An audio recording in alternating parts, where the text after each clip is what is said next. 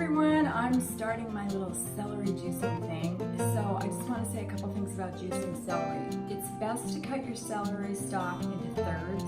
That way the fiber in the celery won't get too trapped around the blade. So that's one thing.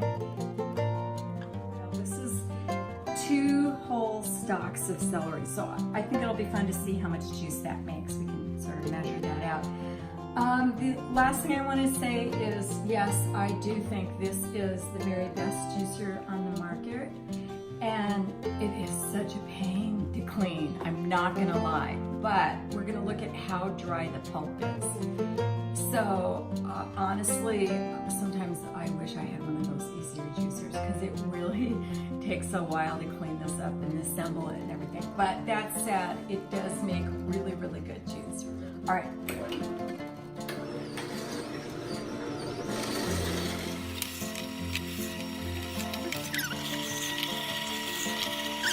Okay, so we switched it up and now Jeff's juicing.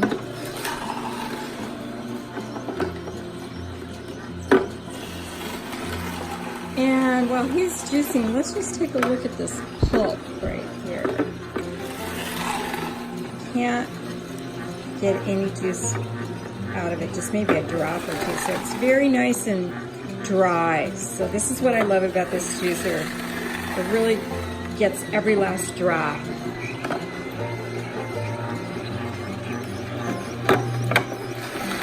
And we're making enough juice for both of us for 2 days. And then I'm going to show you the best way to store the juice.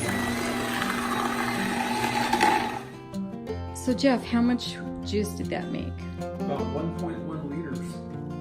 Wow. What does that equal in cups? It's probably about 5 cups. Nice. Okay. So you'll notice Jeff is using a very fine sieve or strainer right now. And we've got a jar sitting inside of a big bowl. So if there's any that spills, we can catch it. And what you're going to do is you're going to fill the jar all the way to the very, very, very tip top. Like that. Perfect.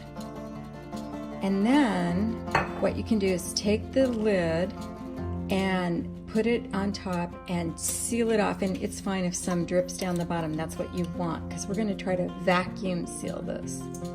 Perfect. That little bit of drip is just what you want, like that. Great. And then wipe your jar off, and you can store that in the fridge up to 24 hours, and it'll still keep all the good nutrients in there. So that's the best way to preserve fresh juice, and it's a great way to make up a double batch so you don't have to do this every day, and make sure that your juice is still going to be full of nutritional value. So again, see how he just fills it right to the tippy top so that there's going to be a little that's going to spill over into the bowl, and then you just use the canning jar lid to seal that and then put that straight into the fridge.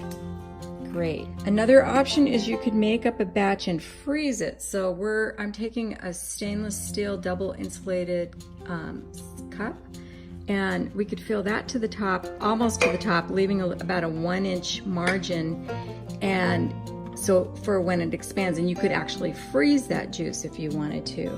But we're going to actually drink all this. So we are new drinking celery juice, so we're going to start out with 8 ounces. We're going to pace ourselves into that recommended 16 ounces. So we're going to start out a little slower and move on from there. So we basically got, let's see, what is that? 4 cups, and no, maybe 5 cups out of that press of 2 stalks of carrots. So I noticed that this round of celery juice, as opposed to yesterday's round, was a little more bitter tasting, and I'm assuming it has to do with the soil that it's grown in. And it was a little bit on the salty side, but tastes better than I thought it would. So we're gonna just keep trying this and see what happens. Cheers to your good health.